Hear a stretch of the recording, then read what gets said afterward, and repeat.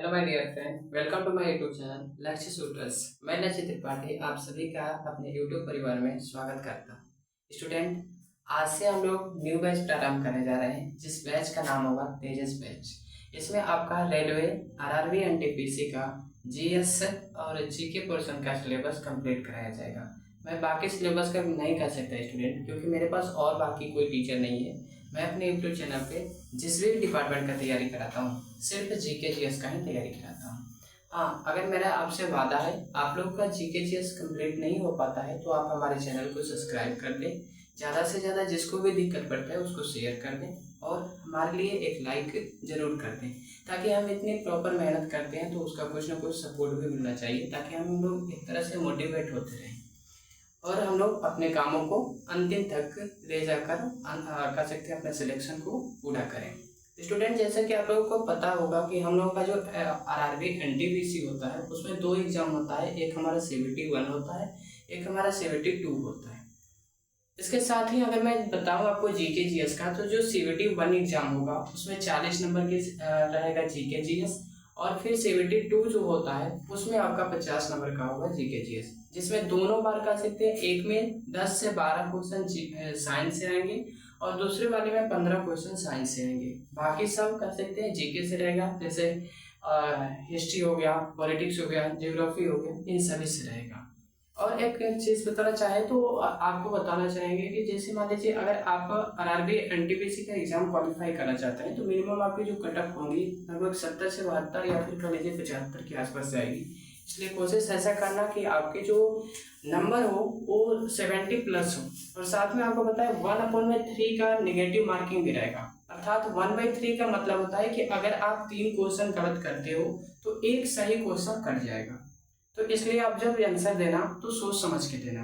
आज का हम लोग तेजस बैच में आपका फिर से स्वागत करता हूं, और हम लोग तेजस बैच को स्टार्ट करने से पहले 2 लाइन प्यारी सी बातें को पढ़ते हैं, जिससे हम लोगों को मोटिवेशन मिल जाए और अपने तेजस बैच को लास्ट सिलेक्शन रूप में अंजाम देते हैं। हमारे ऐसे जो प्रॉपर क्लासेस चलती रहेंगी यूट्यूब चैनल लक्ष्य शूटर पे चलते रहेंगे, और हमारी इस प्रॉपर क्लास को करने के लिए कोई भी तरह किसी भी तरीके का कोई फी वगैरह नहीं है। आप चाहें तो आप हमारे व्हाट्सएप नंबर पे कांटेक्ट करके आप हमसे पीडीएफ वगैरह प्राप्त कर सकते हैं। अगर आपको पीडीएफ चाहिए तो मेरे व्हाट्सएप नंबर पे व्हाट्सएप कर देना, मैं आपको उसका जवाब जरूर दूंगा। शाम सूरज को ढलना सिखाती है, शाम सूरज को ढलना सिखाती है, समा परवाने को जलना सिखाती है। शाम सूरज को ढलना सिखाती है, समा परवाने को जलना सिखाती है। गिरने वाले को होती है तकलीफ, गिरने वाले को होती है तकलीफ, पर ठोकर ही इंसान को चलना सिखाती है। यानी इस मोटिवेशन का मेरा देने का मतलब मेन यही होता है स्टूडेंट, कि आप लोग मोटिवेट रहें और लास्टली मतलब अपने कह सकते हैं कि जर्नी को अंतिम रूप से कंप्लीट करें, यानी आप अपना सिलेक्शन जरूर लें। स्टूडेंट, इसमें जो बात हुई थी कि अगर इंसान एक बार गिर जाता है तो वो दुखी हो जाता है, जबकि उसे दुखी होने की कोई जरूरत नहीं होती है। आप कंटिन्यू लगे रहिए, एक ना एक दिन आपको सफलता जरूर मिलती है। आज एनटीपीसी में जो बात होगा, अगर मैं बताऊं कि आप लोग की क्लास कैसे चलेगी, बाइलिंगुअल लैंग्वेज होगा, यानी हिंदी एंड इंग्लिश दोनों रहेगा। चाहे वो बच्चा बिहार बोर्ड से पढ़कर एनटीपीसी की तैयारी कर रहा हो, मीन्स यानी कि ये जो हमारी एनटीपीसी आती है वो 2 लेवल पे होती है, एक तो इंटर लेवल पे होती है और एक ग्रेजुएट लेवल पे होती है। दोनों में माइनर डिफरेंस होता है, मतलब कह सकते हैं कि थोड़ा बहुत डिफरेंस होता है। एक का जो लेवलिंग किया जाता है ग्रेजुएट पे किया जाता है, और एक का लेवलिंग जो होता है इंटर लेवल पे होता है। इंटर लेवल की जो बात होती है उसमें आते हैं CTC, यानी जैसे आप लोग जो सामान वगैरह के देखभाल करते हैं वो आते हैं, और जो ग्रेजुएट लेवल के होते हैं उसमें आते हैं आपके स्टेशन मास्टर वगैरह। मतलब जो हायर पोस्टिंग के होती है वो लोग ग्रेजुएट के होते हैं, और जिनकी नॉर्मली पोस्टिंग होती है वो लोग इंटर लेवल के होते हैं। ठीक है, अगर मैं बात करूँ आपको कि इसमें पढ़ना क्या क्या है, तो आपको पहला पढ़ना है पुरस्कार सम्मान, यानी यहाँ पे मैं लिखूँ आपको पुरस्कार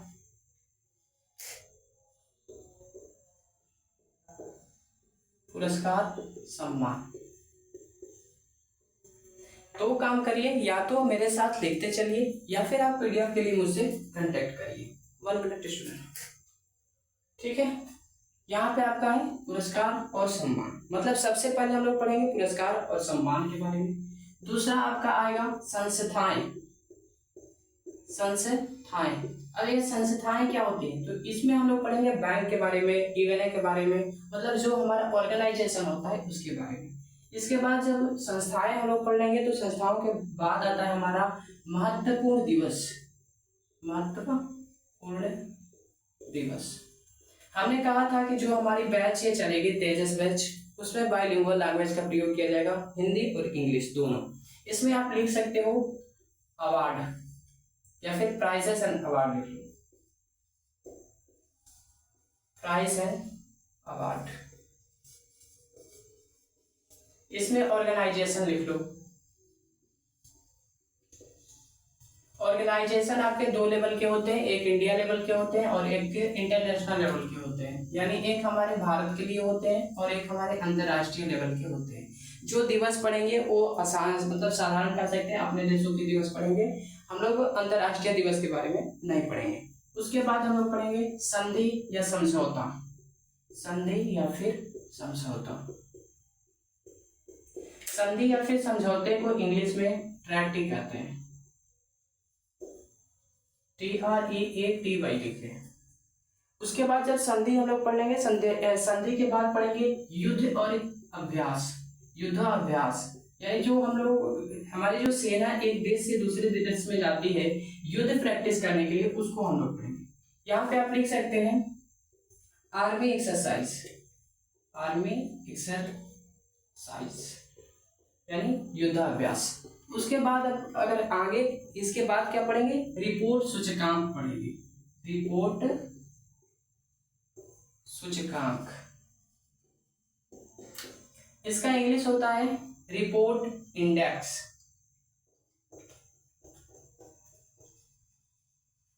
रिपोर्ट इंडेक्स, ठीक है। अब इसके बाद जो हम लोग पढ़ेंगे, लोक नृत्य पढ़ेंगे, शास्त्रीय नृत्य पढ़ेंगे। नृत्य का मतलब होता है, मतलब डांस, डांस के बारे में पढ़ेंगे। पहले यहाँ पे लिख देता हूँ लोक नृत्य, उसके बाद पढ़ेंगे हम लोग शास्त्रीय नृत्य।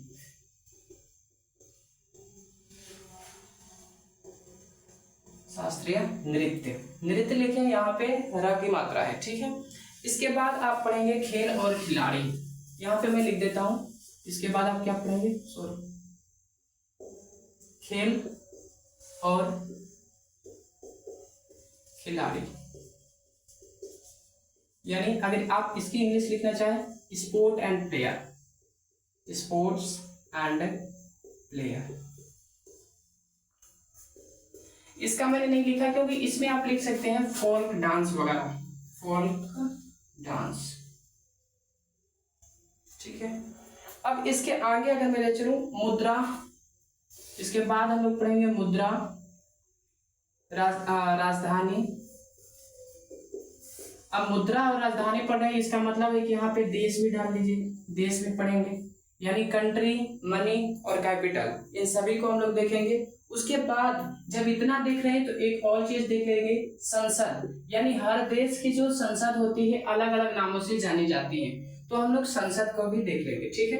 अब संसद के बाद क्या देखेंगे, राष्ट्रीय खेलों के बारे में देखेंगे। राष्ट्रीय खेल मतलब प्रत्येक देश के खेलों के बारे में जानेंगे, ऐसा है कि सिर्फ भारत के ही जानेंगे। राष्ट्रीय खेल, राष्ट्रीय खेल, ये सभी आपके चैप्टर में बता रहा हूँ कि ये चैप्टर हम लोग पढ़ेंगे। एक चैप्टर मतलब कह सकते हैं कि एक पॉइंट नहीं बताया कि इसको आज से पढ़ लेंगे।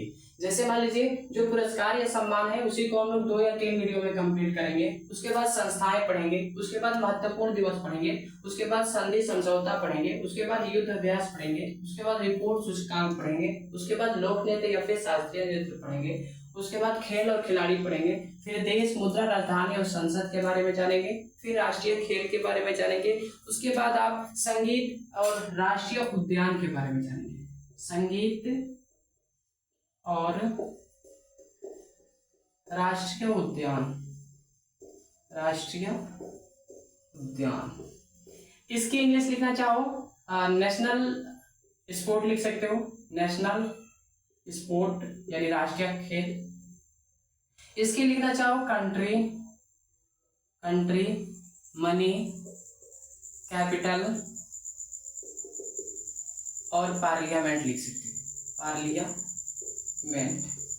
अगर कहीं मात्रा या फिर मीनिंग मिस्टेक होगा तो उसके लिए माफ करना, क्योंकि बाई चांस हो जाता है, लिखने में कंफ्यूजन हो जाती है, गलत लिखा जाता है, ठीक है। उसके बाद हम लोग पढ़ेंगे त्योहार, मेले और कह सकते हैं उत्सव। त्योहार, मेले और उत्सव। हाँ, आपसे मेरी एक रिक्वेस्ट रहेगी कि आप इस वीडियो को देखने से पहले आपको एक और चीज बताते हैं। ये हमारी पार्ट 1 का वीडियोस है, ये हमारी जो वीडियोस है पार्ट नंबर 1 है।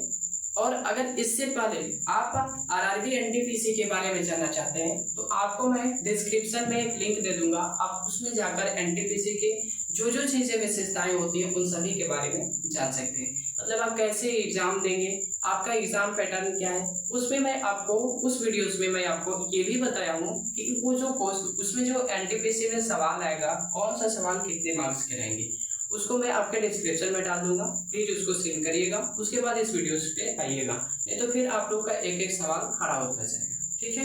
मैं क्लास को कंटिन्यू करता हूँ।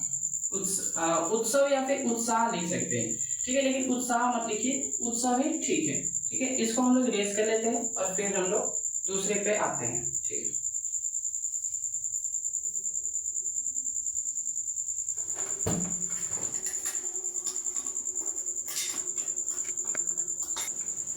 चलिए, तो अब आगे हम लोग स्टार्ट करते हैं। यहाँ पे हम लोग देखेंगे भारत के प्रमुख पुरस्कार और सम्मान, जिसको हम लोग इंग्लिश में इंडियाज, इसको ऐसे बता सकते हैं, India's main prize and award. मतलब अभी जो देख रहे हैं, हमने ये कहा हुआ था कि हम लोग अंतर्राष्ट्रीय और राष्ट्रीय दोनों पुरस्कारों को देखेंगे, लेकिन अभी इस वीडियोस में हम लोग देख रहे हैं सिर्फ भारत के मुख्य पुरस्कार या फिर कह सकते हैं सम्मान के विषय पे। मतलब कह सकते हैं ये यहाँ पे हम सिर्फ इसी को देखेंगे, भारत में कौन सा अवार्ड सबसे ज्यादा है, या फिर मतलब कह सकते हैं कि सबसे ज्यादा किसका मान होता है, उसकी बात देखेंगे। तो यहाँ पे अगर भारत के प्रमुख पुरस्कार की बात करूँ तो सबसे पहला हमारा आता है भारत रत्न। भारत रत्न। कुछ लड़के सीबीएसई बोर्ड से आते हैं और इतना स्मार्ट होते हैं कि वो लोग एग्जाम में जाते हैं तो एग्जाम में ढूंढते हैं जो एमसीक्यू में सवाल आता है उसमें इंडिया रत्न। आपसे मेरा रिक्वेस्ट रहेगा या फिर आपसे विनती रहेगी कि आप वहाँ पे जाकर इंडिया रत्न मत ढूंढना, बल्कि भारत रत्न वहाँ पे टिक करना। क्यों? क्योंकि ऐसा मतलब नहीं है कि तुम लोग कहो कि हम लोग तो इंडिया इंडिया इंडिया इंडिया पढ़ते आए हैं तो आज भी मुझे इंडिया चाहिए। यहाँ पे भारत रत्न का नाम इंग्लिश में भी इंडिया ही भारत रत्न ही होता है। इसको मैं यहाँ पे लिख भी देता हूँ इंग्लिश भी, भारत रत्न। भारत रत्न, ठीक है। अगला अगर हम बात करें दूसरा कौन सा आता है, ज्ञानपीठ सम्मान आता है। ज्ञानपीठ सम्मान, इसको इंग्लिश में लिखोगे ज्ञानपीठ अवार्ड, यहां पे लिख लो, इसको अवार्ड कर लो, ये हो गया। तीसरा हमारा आता है दादा साहेब फाल्के पुरस्कार। दादा साहेब फाल्के सम्मान, इसका इंग्लिश क्या होगा? देखो, जो हिंदी होता है वही इंग्लिश होता है, क्योंकि यहाँ पे हिंदी और इंग्लिश में कोई चेंजिंग नहीं होता है। यहाँ पे हम लोग इंग्लिश का बुक नहीं पढ़ रहे हैं कि यहाँ पे ये देखते चलेंगे कि दादा का क्या मीनिंग होता है, साहेब का क्या मीनिंग होता है, फाल्के, मतलब उसके अंदरूनी पार्ट में नहीं जाएंगे। जैसे हम लोग पढ़ते हैं दादा का मीनिंग होता है ग्रैंड पेरेंट, तो ग्रैंडफादर, तो वहाँ पे मत जाना कि यहाँ पे ग्रैंडफादर लिख दें, बल्कि ये सिंपल ऐसे ही लिख देना दादा, फिर साहेब लिख देना साहेब, उसके बाद फाल्के लिखना, उसके बाद आपको सम्मान को इंग्लिश में अवार्ड लिख देना, इसको सिर्फ चेंज कर देना। उसके बाद हमारा आता है परमवीर चक्र। परमवीर चक्र, इसको इंग्लिश में लिख देना परमवीर चक्र। कुछ लोग VIR लिखते हैं, कुछ लोग VEER लिखते हैं, कुछ लोग VIR लिखते हैं। एक चीज मैं बता दूं, आप अगर किसी चीज का नाम लिख रहे हो तो वो एक नाउन है, आप नाउन को चाहो तो किसी भी तरीके या फिर किसी भी ढंग से लिख सकते हो। मैं अभी फिलहाल इंग्लिश की चर्चा नहीं कर रहा हूँ, इसलिए उतना नाउन के डीपली पार्ट में नहीं ले जाऊंगा। बस आप लोग को ये समझाने के लिए लिख दिया हूँ। यहाँ पे मैंने VIR लिखा है, तो कुछ इसी में VER वीर का लिखते हैं, कुछ लोग VER लिखते हैं, तो उनके लिए कहा हूँ कि नाउन में कुछ भी तुम लिखते हो चल जाता है। जैसे अगर मैं बताऊँ, एक एग्जाम्पल देता हूँ, आप दीपक चाहे ऐसे लिखो या फिर ऐसे लिखो, दोनों दीपक है। आप मीनिंग भी DWPAK लिख सकते हो या फिर DIPAK लिख सकते हो, बशर्ते आप अंदरूनी पार्ट में अगर जाओगे तो कहोगे सर ज्यादातर लोग तो यही लिखते हैं, हिंदी में ये लिख देता है लेकिन इंग्लिश में ये लिखता है। कारण है सब लोग अपने घर के जो लड़के होते हैं या फिर जो लड़कियां होती हैं उनका नाम कुछ सोच समझ कर रखते हैं। जैसे इस दीपक का मतलब यहाँ पे होता है, मान लो तुम्हारे घर में छोटा एक तो दिया है, दिया करने का मतलब पूजा करने के लिए आप लोग जो ले जाते हैं उसकी मैं बात कर रहा हूँ, उसमें थोड़ा सा मतलब जला रहा है, बत्ती थोड़ा सा मतलब करके जला रहा है, और एक बड़ा दिया है जिसमें कि आप बड़ा करके जला रहे हैं। तो इसीलिए यहाँ पे दीपक को बड़ा किया जाता है, मतलब दीपक लोग बड़ा लिखते हैं कि हमारे घर का ये बड़ा चिराग है, इसलिए यहाँ पे दीपक ऐसे लिखा जाता है। और आप चाहे तो उसको छोटा में भी लिख सकते हैं। देखिए ये भ्रांतियां हैं, भ्रांति से हम लोग का काम नहीं चलेगा, जो साइंस कहता है उसी चीज को मानो, क्योंकि लोग तो अलग अलग कहते हैं। लोग तो कह देते हैं भूत भी आता है, भूत आता कहाँ है, साइंस हमारा कहाँ कहता है कि भूत आते हैं या फिर भूत होते हैं। इसलिए ऐसे मतलब किसी चीज पे विश्वास मत किया करो, तुम लोग पढ़ने वाले छात्रों पर पढ़ा करो, जो रियलिटी होता है उसको हर बात को आपको साइंस बताता है। यानी साइंस ऐसा विषय है जो कि किसी भी चीज को तथ्य करके बताता है, यानी एक तरह से कहो तो उसको दिखा कर बताता है। जैसे हम खुद अपने नाम के जब लास्ट में सरनेम बोले तो उस टाइम आपको पता चल गया होगा कि किस कास्ट से बिलोंग करते हैं, ठीक है। लेकिन आपको एक चीज बताऊं, हम लोग पढ़ते हैं रामायण में कि रावण के पास पुष्प विमान था, मतलब जो रावण था वो पुष्प विमान रखता था जिसमें सीता जी को बैठा कर ले गया था। अब उसके वो ढंग से चलता था, वो कहता था कि तुम बड़ा हो जाओ, बड़ा हो जाता था, वो कहता था छोटा हो जाओ, छोटा हो जाता था। साथ ही साथ में ये भी था उसके पास कि अगर मतलब देखता कि आदमी ज्यादा है तो बड़ा हो जाता था, आदमी कम है तो छोटा हो जाता था।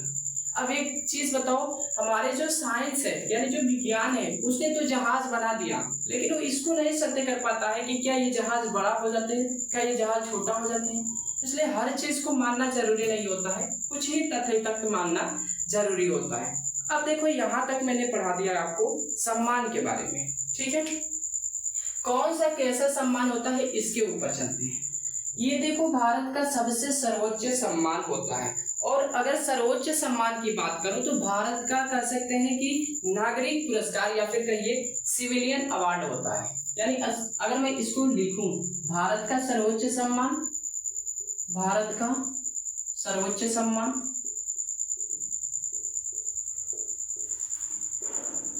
और इसी को हम लोग ये भी नाम दे सकते हैं कि नागरिक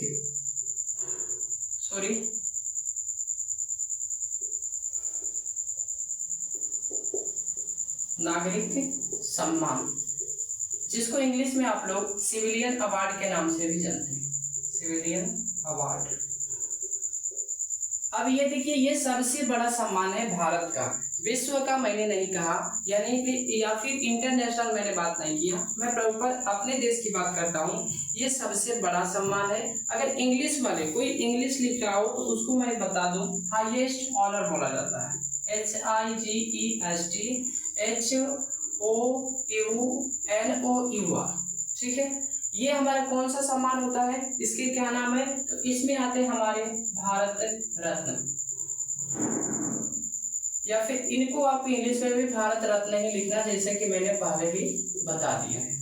नहीं तो ओवर कॉन्फिडेंस में जाओगे अगर कि नहीं मुझे इंडिया रत्न ढूंढना है तो ढूंढते रह जाओगे, तुम्हारे MCQ में कभी वो आंसर देने वाला नहीं है, ठीक है।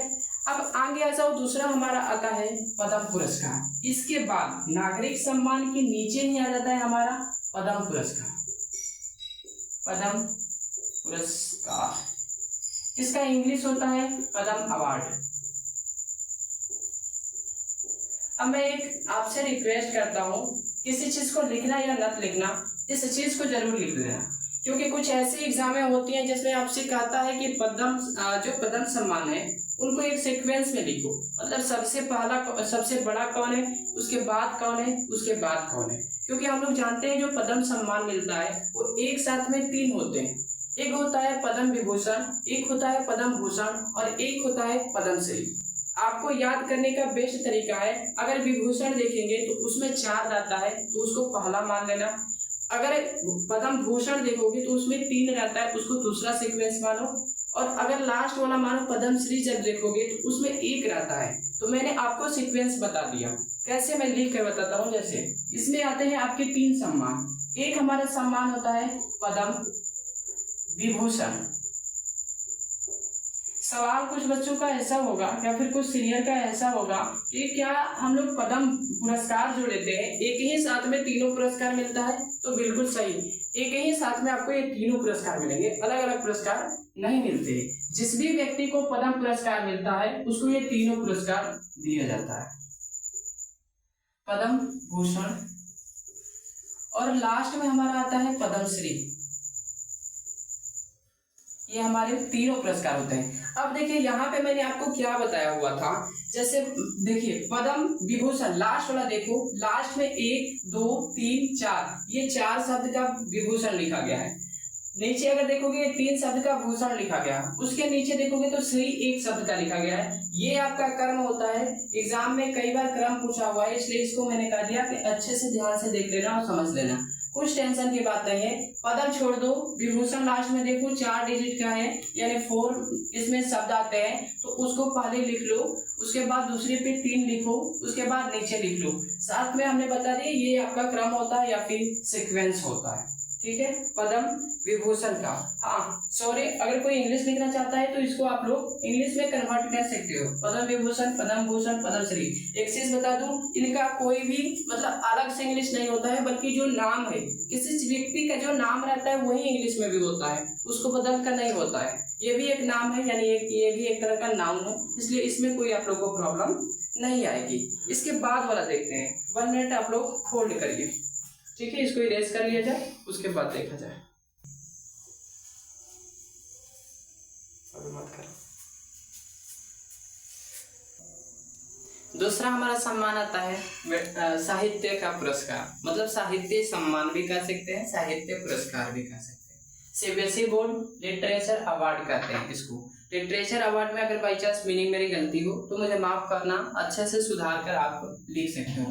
बेटा इसमें 4 सम्माने आता है, मतलब इस वाले जो कैटेगरी होती है, जो हमारे साहित्य के सम्मान होते हैं, इसमें 4 सम्मान आता है। एक हमारा आता है ज्ञानपीठ, एक आता है हमारा ज्ञानपीठ सम्मान या फिर कह लो ज्ञानपीठ पुरस्कार। दूसरा आता है व्यास सम्मान या फिर व्यास पुरस्कार। उसके बाद अगर तीसरा मैं आप लोग को बताऊं तो सरस्वती सम्मान आता है, सरस्वती सम्मान।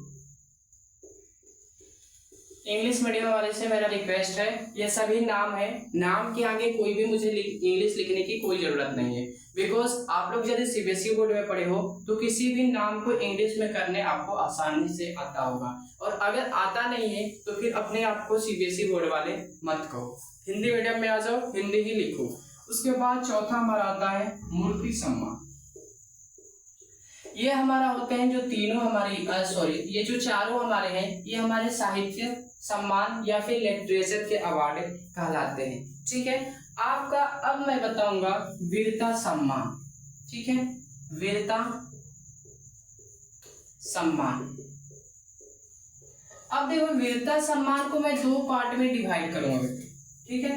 वीरता सम्मान में एक आता है आपका, अगर वीर सम्मान एक आ जाएगा हमारा युद्धकाल में, युद्धकाल में। युद्धकाल कहने का मतलब होता है कि जब आपका 2 देशों या फिर एक देश से कहीं से आक्रमण हो रहा, मतलब आतंकवादी इलाका हो, मतलब झगड़ा हो रहा हो तब की। और एक हमारा आता है शांति सम्मान, एक हमारा होता है शांति सम्मान। अब देखो इनको मैं बताता हूं कि युद्ध काल में कौन कौन से सम्मान दिए जाते हैं। पर पहला आपका आता है परमवीर चक्र, आपका आएगा पहला परमवीर चक्र। दूसरा आपका कौन सा सम्मान आता है, अभी मैं युद्ध काल की बात कर रहा हूँ, युद्ध काल में कौन कौन से सम्मान आते हैं उसकी बात करता हूँ। पहला परमवीर चक्र, दूसरा हमारा आता है महावीर चक्र, दूसरा हमारे आता है महावीर चक्र, और तीसरा इसमें आता है वीर चक्र। यही हमारे होते हैं युद्ध काल के। कह सकते हैं युद्ध काल का जो हमें सम्मान दिया जाता है, ये सभी आर्मियों को दिया जाता है, ये भी आर्मी को दिया जाता है। इसमें कौन कौन से होते हैं? तो पहला आपका आएगा इसमें अशोक चक्र, पहला आपका आएगा इसमें अशोक चक्र। उसके बाद आपका आता है कीर्ति चक्र, कीर्ति चक्र। और इसके बाद आपका तीसरा आएगा शौर्य चक्र, शौर्य चक्र। ये आपके होते हैं, एक हमारा होता है युद्धों काल में और एक हमारा होता है शांति काल में। देख लो ये आपके हैं, इसको उतार लो एजेटिव, नहीं तो अगर उतार नहीं पाते हैं आप लोग तो हमारे नंबर 9801163593 पे व्हाट्सएप करके पीडीएफ प्राप्त कर सकते हो। आपसे मेरा एक और रिक्वेस्ट है, हमारा जो कंटेंट रहेगा, कंटेंट वो 100% आपको कम से कम 70% दिलाने का वादा रहेगा। मतलब जिसमें आपका 100% कर सकते हैं, मेरा 100% आपसे वादा रहेगा कि मेरा जो भी आपको पढ़ाया हुआ पढ़ते हो इसमें से 75% क्वेश्चन लड़ाएंगे। अब देखो 75% कहने का मतलब क्या हुआ? अगर आपकी एग्जाम में 40 क्वेश्चन आएंगे जिसमें से मैं 35 क्वेश्चन लड़ाने के लिए उत्तरदायी हूँ, मतलब मैं इतना लड़ा सकता हूँ, बचा 5 क्वेश्चन। तो एक चीज मैं बताता हूँ आप लोगों को, अगर आप लोग ध्यान से पढ़ोगे और ध्यान से मतलब अपने कुछ आकलन करोगे तो ये 5 क्वेश्चन अपने से बना सकते हो। और मैं एक चीज बता दूं, जो एग्जामिनर होगा, सॉरी जो पेपर मतलब देने वाला है वो मेरे घर का नहीं है, इसलिए मैं ये नहीं बताऊंगा कि 40 में 40 क्वेश्चन ला सकते हैं। मैं आपसे ये वादा करूंगा कि आप लोग इसमें से 35 क्वेश्चन आसानी से हल कर जाओगे, यानी ये मेरा 35 क्वेश्चन जो रहेंगे हमारे पढ़ाए हुए क्वेश्चन में से ही आएंगे। बाकी मैं आपसे ये भी रिक्वेस्ट कर रहा हूँ कि मेरा जो चैनल है only for GK and GS के लिए है, यानी जो हम लोग कर सकते हैं एक तरह से समंदर है। और मैं बता दूं अभी जो हम लोग पढ़ रहे हैं वो हम लोग स्टैटिक्स जीके यानी वन लाइनर जीके पढ़ रहे हैं, इसलिए जितना मैं पढ़ा रहा हूँ आप लोग सभी से मेरा रिक्वेस्ट रहेगा कि आप लोग याद कर लेना, क्योंकि अगर याद नहीं करते हो तो फिर इसमें मेरी कोई गलती नहीं है कि हम लोग इसमें मेरा कोई गलती नहीं रहेगा कि आप लोग कहे कि सर आपने पढ़ाया नहीं था, क्योंकि मैं आपसे ये वादा करता हूँ कि मेरे पढ़ाए हुए क्वेश्चन में से अगर आपसे एग्जाम में 50 क्वेश्चन आते हैं तो उसमें से 40 क्वेश्चन से 42 क्वेश्चन आसानी से लड़ जाएंगे मिनिमम। यानी मतलब मेरे कहने का है कि आपका सिलेक्शन पूरा है। और आपसे कहे कोई हो या ना हो, मैं लक्ष्य त्रिपाठी आप सभी के साथ हमेशा रहूंगा। इरेज करता हूं, फिर आते हैं।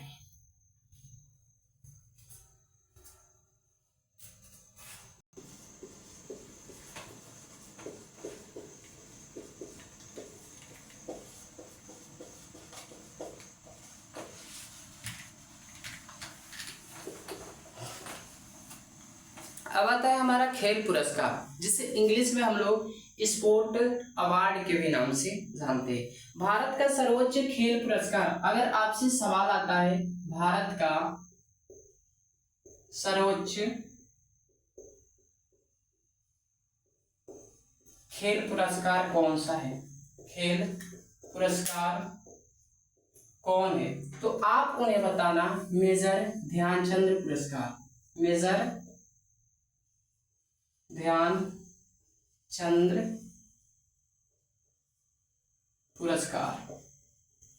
पुरस्कार को ही और दूसरे लैंग्वेज में आपको सम्मान कर सकते हैं। आज से एक और बहुत अच्छा और प्यारा क्वेश्चन बन सकता है दोस्त कि मेजर ध्यानचंद पुरस्कार जो है उसे पुराने किस नाम से जाना जाता था? तो राजीव खेल पुरस्कार के नाम से जाना जाता था, या फिर कह सकते हैं राजीव गांधी सम्मान के नाम से जाना जाता था, जिसे शायद 2000 या फिर उसके समथिंग आसपास में मतलब इसको मेजर ध्यानचंद पुरस्कार के नाम से जाना गया। ठीक है, आगे अगर हम लोग देखेंगे, हाँ इसको इंग्लिश मीडियम वाले लिख लो, हाईएस्ट ऑनर स्पोर्ट अवार्ड, इसको चेंज कर लेना। ये जो हिंदी लिखा हुआ वही इंग्लिश होगा। अगला देखो, अगला हमारा इसके बाद आता है भारत का सबसे प्राचीन पुरस्कार, मतलब ये भी याद रखना भारत का सबसे प्राचीन खेल पुरस्कार है, ये नहीं कि अलग कोई, भारत का सबसे प्राचीन खेल पुरस्कार, भारत का सबसे प्राचीन खेल पुरस्कार या फिर सम्मान कह सकते हो। ये कौन सा है? तो ये है हमारा अर्जुन पुरस्कार, अर्जुन पुरस्कार या फिर सम्मान, ठीक है। पुरस्कार ये हमारा होता है अर्जुन पुरस्कार, ठीक है। अब देखो प्रशिक्षकों को दिए जाने वाले सर्वोच्च सम्मान,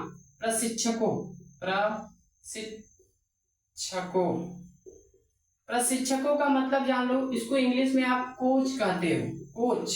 प्रशिक्षकों को दिए जाने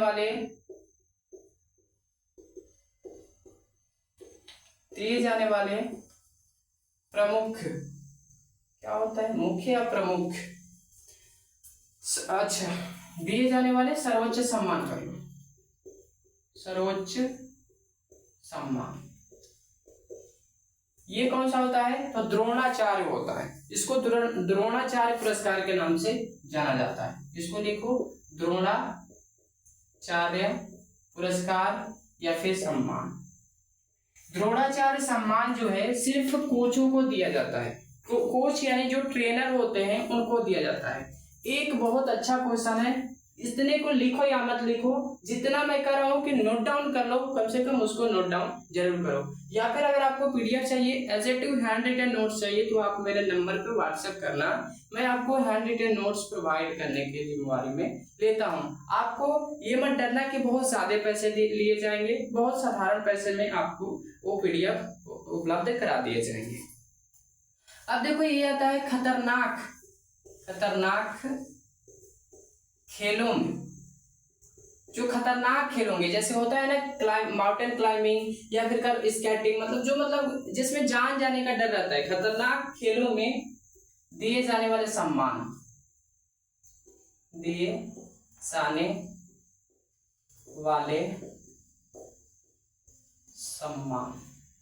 जो आपका खतरनाक खेल होगा, मतलब कह सकते उसमें जान जाने की जोखिम होगी, उसको क्या कहते हैं? तेंजिंग नार्गे सम्मान, तेंजिंग नार्गे पुरस्कार या फिर सम्मान कर सकते हैं, पुरस्कार या फिर सम्मान कर सकते हैं, ठीक है। ये होता है। अब आता है हमारा कि जो हम लोग अभी हमने बताया कि अब आएंगे हम लोग सिनेमा के क्षेत्र में दिए जाने वाले पुरस्कार, वो कौन सा पुरस्कार होता है? तो मैंने ऊपर आपको लिखा था, जैसे मैं अगर बताऊं, यहाँ पे लिख देता हूँ, सिनेमा के क्षेत्र में दिए जाने वाले सम्मान, दिए जाने वाले सर्वोच्च सम्मान लिख देते, सर्वोच्च सम्मान, दादा साहेब फाल्के सम्मान, दादा साहेब फाल्के सम्मान, दादा साहेब फाल्के सम्मान। बस इसी धैर्य के साथ और 2 मिनट रुको, इसको इरेज करते हैं, और इरेज करने के बाद फिर से हम लोग सिर्फ मात्र 2 मिनट क्लास बचा है, उसको कंप्लीट करने के बाद हम लोग वीडियोस को अलविदा कर लेंगे, ठीक है। 2 मिनट मात्र रुकिए, 2 मिनट में हम लोग क्या करेंगे कि इसको कंप्लीट कर जाएंगे। ये जो हमारा सेशन चल रहा है इसको हम लोग क्या कर जाएंगे? कंप्लीट कर जाएंगे।